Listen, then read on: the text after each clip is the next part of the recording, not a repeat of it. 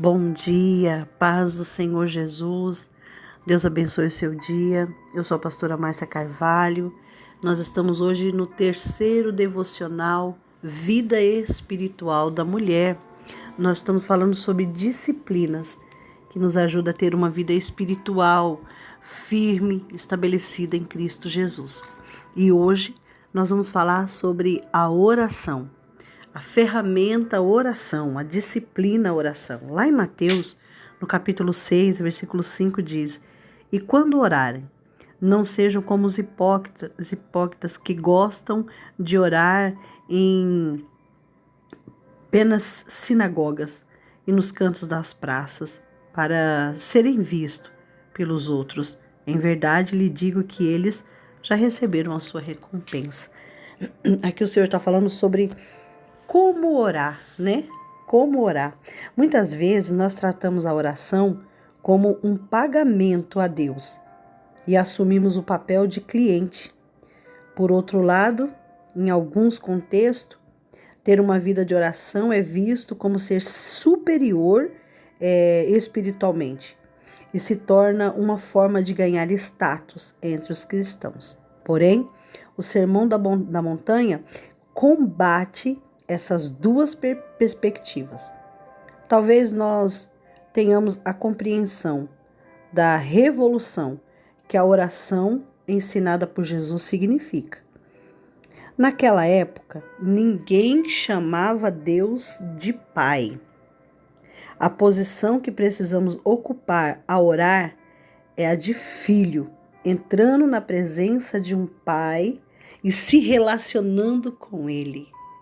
Quando você for para o seu quarto para orar ou praticar qualquer disciplina espiritual, deve fazê-lo como uma filha e então combater qualquer pensamento de escravidão ou de usar Deus para uma espiritualidade elevada. Você está entrando no quarto do seu Pai para ter um momento de amizade e de relacionamento com Ele. Esse deve ser o seu comportamento em relação à oração, sempre. Quando você for para o seu quarto para orar ou praticar qualquer disciplina espiritual, você deve fazer como uma filha e então combater qualquer pensamento de escravo ou de usar Deus para uma espiritualidade elevada. Você estará entrando no quarto do seu pai para falar com o seu pai, para ter um relacionamento de amizade com ele. Amém? Existem alguns inimigos da vida de oração. Lá em Isaías, capítulo 56, versículo 7, diz assim: Também os levarei ao meu santo monte e lhe darei a alegria na minha casa de oração.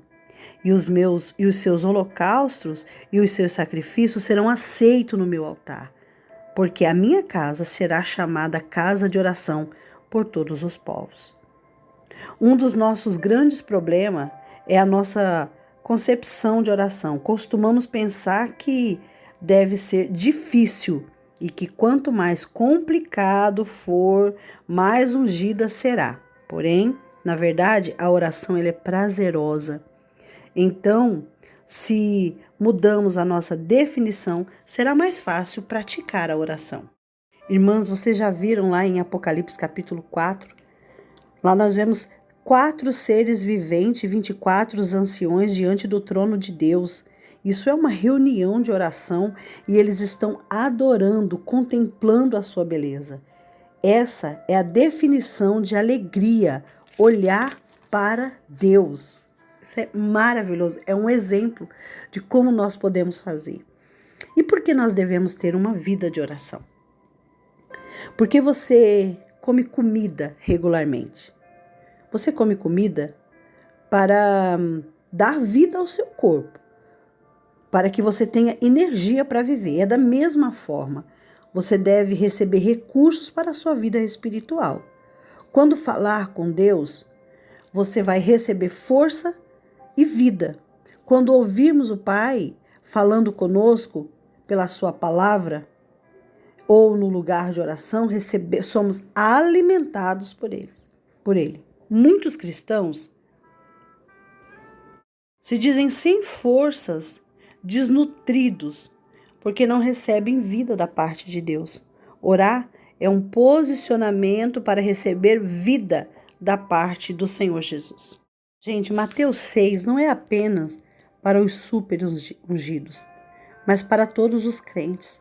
Você possui um acesso inacreditável ao Pai de toda a criação. Deus, o Criador, te convida para entrar na presença dele e nutrir a sua vida. E como é que começa para ter uma vida de oração poderosa? Primeira coisa que a gente precisa fazer é usar a música. Enquanto eu estou gravando esse áudio, eu já fiz a minha oração inicial e depois eu vou orar de novo.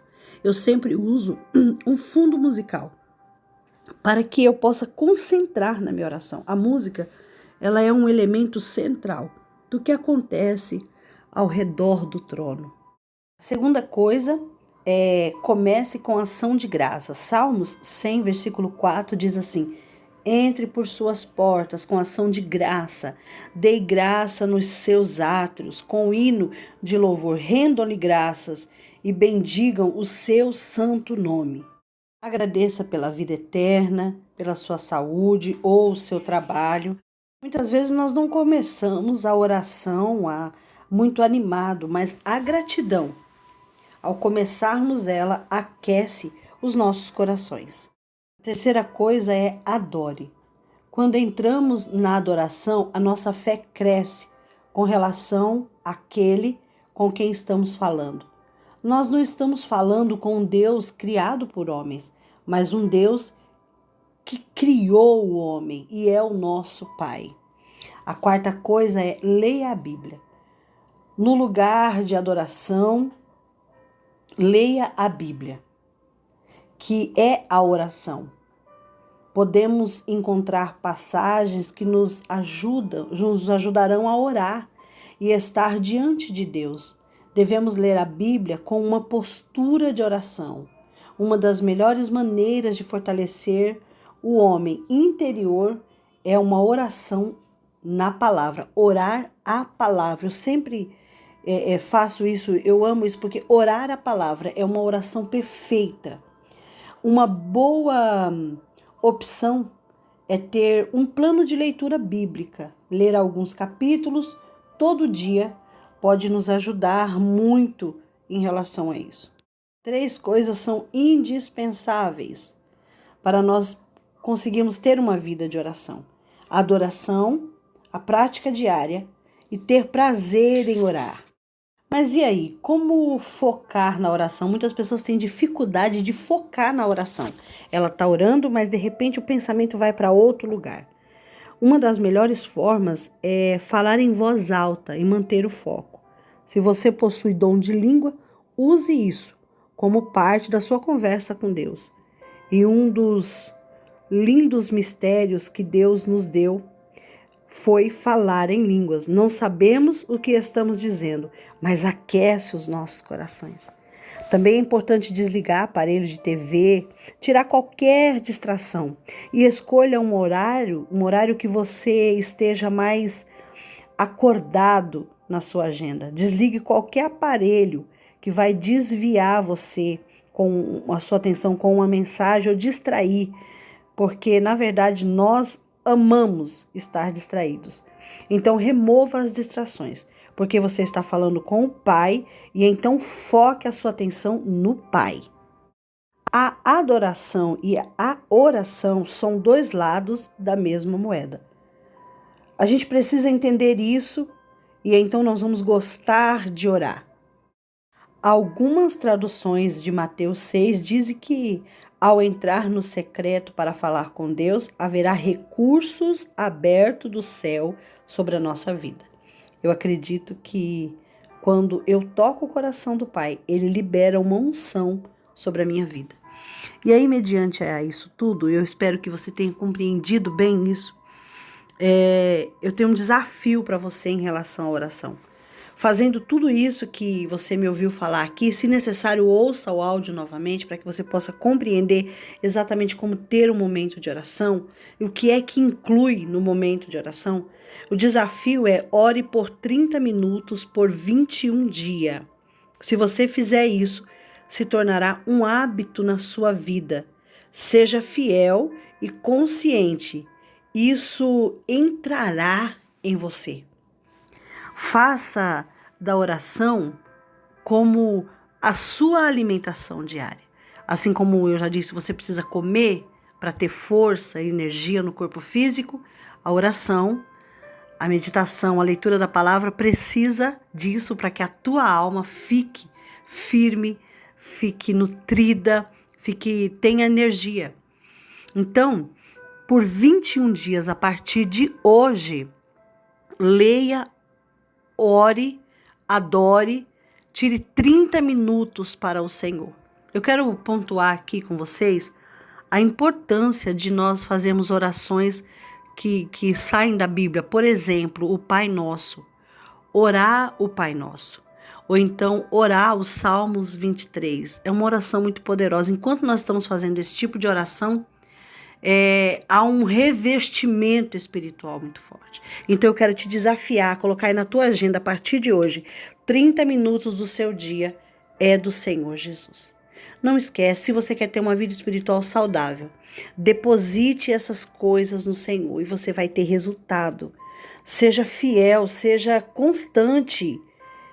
Isso vai mudar a sua vida. Amém? Deus te abençoe. Até amanhã.